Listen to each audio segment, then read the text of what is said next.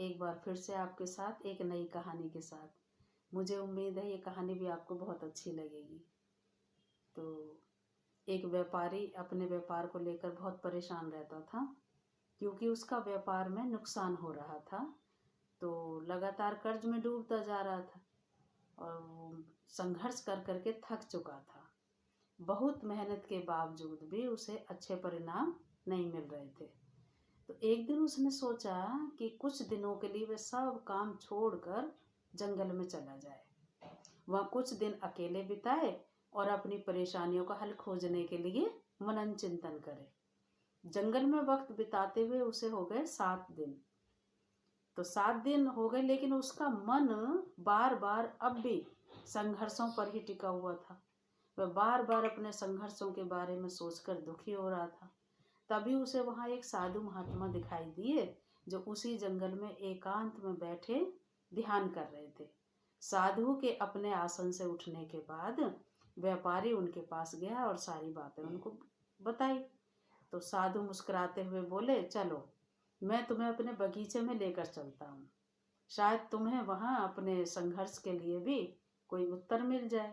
व्यापारी और साधु बगीचे में पहुँचे।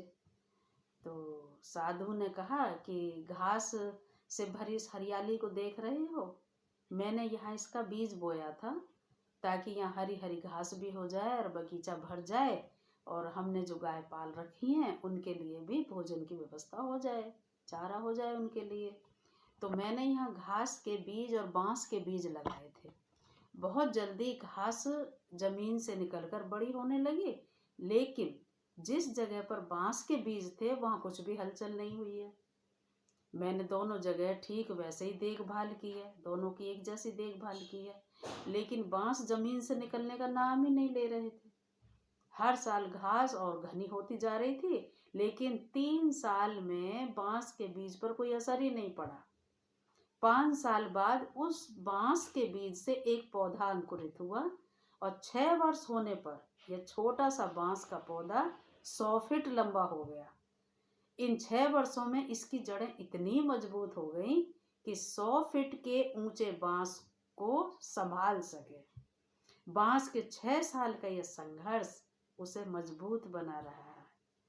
तो साधु महात्मा ने उस व्यापारी को बांस का वह बगीचा भी दिखाया, और व्यापारी को यह देखकर सब समझ में आ गया कि संघर्ष तो जीवन का हिस्सा है, और जितना बड़ा संघर्ष होगा वह उतना ही मजबूत भी बनेगा।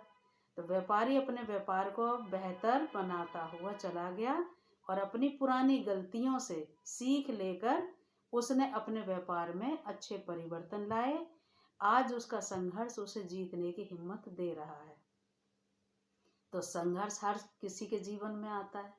बिना संघर्ष के तो आज तक किसी ने भी कोई बड़ा मुकाम हासिल नहीं किया है। और यदि आप संघर्ष से घबराएंगे तो कभी आगे नहीं बढ़ सकते। संघर्ष आपको मजबूत बनाता है ताकि आप अपने भविष्य को बेहतर बना सकें। ठीक है? Okay, thank you.